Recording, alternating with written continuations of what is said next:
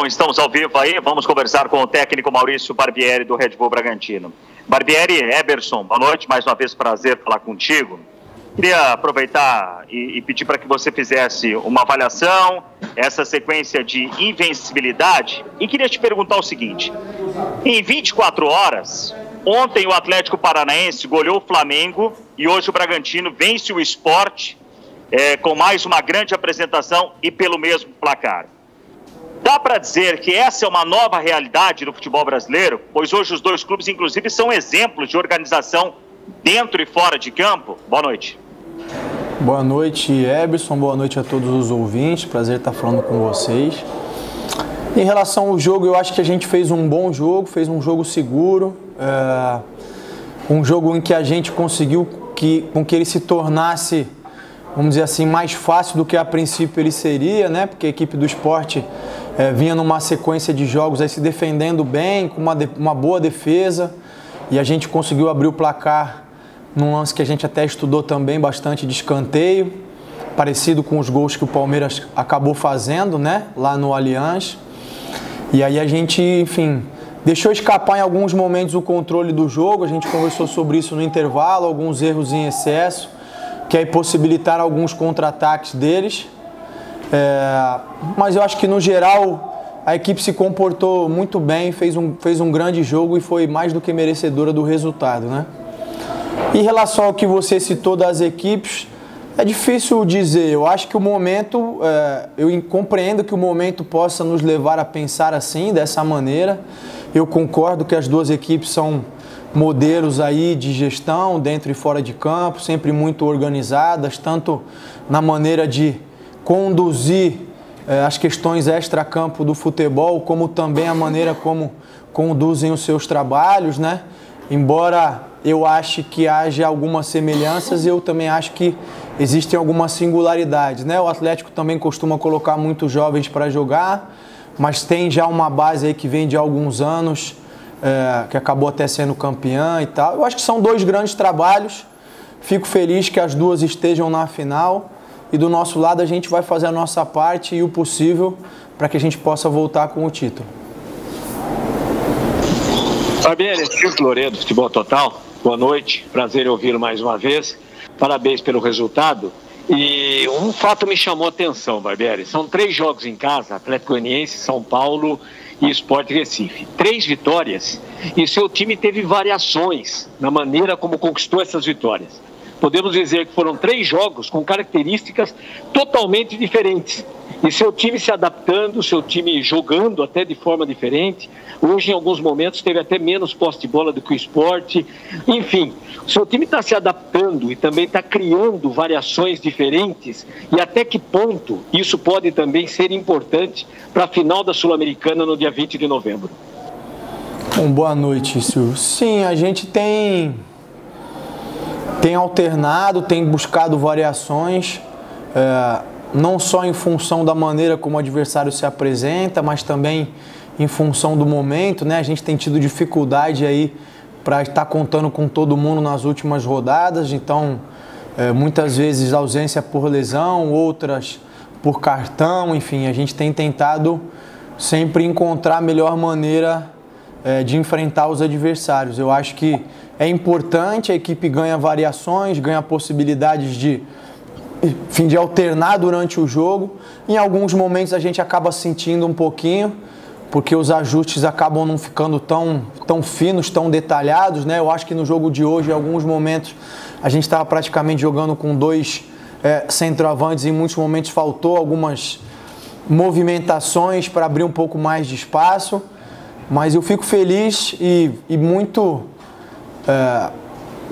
agradecido, não sei se é essa palavra, aos jogadores, porque eles têm se empenhado mesmo com essas dificuldades em entender, em cumprir aquilo que é proposto, têm se esforçado bastante. Eu acho que essa sequência de bons resultados tem a ver com um grupo que tem tido muita entrega, muito comprometimento, e que tem tido realmente um desempenho fenomenal, ainda mais pela idade baixa, idade jovem que tem. Boa noite, Barbieri, Mário do Correio de Atibaia. como que você analisa a proposta do Sport durante os 90 minutos? Você viu um Sport muito nervoso perante o Bragantino? E também, como você vê essa próxima rodada contra o Cuiabá na Arena Pantanal? Não, eu acho que o Sport vem de uma sequência de jogos em que eles têm adotado uma postura um pouco mais reativa, de esperar o adversário, de tentar buscar os contra-ataques. E aí eu acho que o nosso gol no início do jogo acaba modificando um pouquinho. Eles tiveram que sair um pouco mais, em muitos momentos até tiveram uma boa posse de bola, tiveram que pressionar a gente um pouquinho mais, isso acabou oferecendo mais espaços para a gente. E aí a gente soube, enfim, fazer os gols e deixar o placar da maneira que foi. Em relação ao Cuiabá, eu acho que a gente vai enfrentar uma equipe que vem também num bom momento, bastante organizada. Sempre é complicado jogar lá pela questão climática, né? Umidade, calor, sempre é difícil. Mas a gente vai se preparar da melhor maneira para tentar fazer um grande jogo e tentar buscar uma vitória também. Boa noite, Barbieri, Ana, do Bragança em Pauta. Eu queria que você falasse um pouquinho sobre a volta do Ítalo, né? E também sobre a importância dele e a renovação dele até 2023. Bom, boa noite, Ana. O Ítalo é um jogador que tem sido fundamental para a gente, né? Não só na questão técnica, na questão dos gols, mas a maturidade e a experiência que ele passa dentro de campo. Muitas vezes ele ajuda na organização da equipe. Vocês que acompanham o jogo de perto podem ver muitas vezes ele orientando os companheiros. Isso facilita bastante o meu trabalho, acaba sendo um ponto de apoio importante. Então a gente fica muito feliz com a volta dele, fica muito feliz com essa renovação, porque é um jogador especial e querido por todos no clube. Barbieri, boa noite. Pedro Rigoni do Mais Bragança. Primeiro, né, parabéns pelo resultado. E você tem citado bastante esse novo esquema do Red Bull Bragantino, né? Principalmente no setor de ataque, com a movimentação do Arthur. Para a partida de hoje você tirou ali, em relação ao último jogo, para a partida de hoje você tirou o Pedrinho e colocou o Gabriel Novaes, né, para jogar ali ao lado do Ítalo. Na questão da parte defensiva, em relação ao Arthur, você tem realizado algum trabalho específico com esse atleta, também já avisando a final da Copa Sul-Americana, visto que o Atlético Paranaense libera bastante os alas pelos lados do campo? Bom, boa noite. A gente tem estudado bastante o Atlético, vai continuar a fazer isso, mas a sequência de jogos e o tempo escasso que eu tenho para treinar não nos permitem, nesse momento, estar treinando pensando no Atlético, né? Então a gente vai fazer isso assim que tiver um pouco mais de condição de treinar mais alguns dias. A gente tem um confronto contra eles antes ainda da final, é uma oportunidade também para a gente, enfim, tá enfrentando eles aí, tá se habituando à maneira deles jogarem, eles também a gente. Então acho que ainda é cedo, mas é claro que a gente tem acompanhado, tem estudado e vai fazer as escolhas pensando sempre na vitória e na busca do título. Barbieri e Diego da 102 FM, primeiramente parabéns pela vitória, pela atuação da equipe hoje. Barbieri, você acabou falando desse jogo contra o Atlético Paranaense antes da final, e essa sequência, esse tempo escasso de jogos, um depois do outro, e vocês terão, do jogo do Atlético Paranaense no dia 7 até o jogo do Grêmio no dia 16, 4 jogos em 10 dias. É um tempo muito curto. Eu queria que você comentasse um pouco sobre essa sequência antes da final da partida contra o Atlético Paranaense em Montevidéu pela Sul-Americana. E sobre o jogo contra o Cuiabá na segunda-feira, que é antes dessa sequência, você não terá o Luan Cândido ainda, provavelmente, e perde o Edmar pelo 3º cartão amarelo. O que você projeta, é claro que tem um tempo de treinamento, mas Everson, Guilherme, o que você projeta para essa posição? Bom, primeiro em relação à sequência, lógico que não é a sequência ideal, não é o que nós gostaríamos, mas enfim, mas é o que está aí, é o calendário. Foi o que a CBF determinou, a gente tem que cumprir, né? Talvez a gente tenha que fazer algum revezamento aí, pensando bastante na questão física de preservar e evitar um risco acentuado de lesão, mas isso a gente vai ver para frente. Acho que não cabe nesse momento fazer esse planejamento e essas projeções. Em relação à lateral esquerda, vamos ver se se confirma a situação do Luan, a gente tem a opção do Everson, do Guilherme, enfim, tem outras opções também. A gente vai estudar e vai fazer a melhor escolha ainda. Eu preciso esperar, eu sempre tenho dito isso para vocês, ver como todo mundo vai se reapresentar. O Jadson acabou saindo ali numa entrada mais dura. Então eu preciso ver qual que é a real condição, né, dos jogadores para a partir daquele momento eu tentar montar a equipe a melhor possível para que a gente possa iniciar o jogo contra o Cuiabá e tentar buscar a vitória. Maurício, boa noite, é o Sérgio Loredo da equipe Futebol Total. E duas questões, né? Você fala que não dá ainda para pensar no Atlético, né? Só dia 20, mas a gente percebe que os jogadores dentro de campo, de repente agora começa a ter a preocupação, que nem hoje a entrada no Jadson, uma entrada que, né, a gente de fora vê, tipo, preocupa com a forma que foi e o jogador ali. O Arthur, no primeiro tempo, fiquei com a sensação que ele sentiu alguma coisa, ele veio, até parou no ataque, ficou ali, depois parece que ele chegou no banco, falou com você, e não sei se aconteceu mesmo algo ou não, queria que você falasse. Essa é uma questão. E a outra, a definição do jogo com o Grêmio para o dia 16, você acha que foi uma boa? Que daí vocês já estão em Porto Alegre e seguirão daí direto para Montevidéu, mesmo você, né, tendo possibilidades de montar um time diferente e tudo mais, mas jogar também e não ter, né, nenhum jogo a mais pós-Sul-Americana? Não, primeiro assim, eu entendo todas as questões em relação à final, né? Lógico que a gente tem isso como um grande objetivo, agora a gente não pode esquecer que hoje, claro que a gente está com um jogo a mais, mas a gente está em terceiro lugar, né? E está assegurando uma vaga direta na Libertadores, que é o que também o título de campeão nos oferta, né? Então eu acho que a gente tem que continuar focado jogo a jogo. Se for possível que a gente continue tendo uma sequência positiva de jogos e a gente consiga assegurar essa vaga sem depender do título para isso, eu acho que é importante, é interessante. Isso não vai mudar em nada, absolutamente nada, o nosso desejo de estar levantando o troféu, né? Lá em Montevidéu. Os cuidados eu entendo, é uma coisa que preocupa, mas não tem jeito. As lesões, elas fazem parte, elas são inerentes à prática do jogo, elas podem acontecer inclusive em treinamento.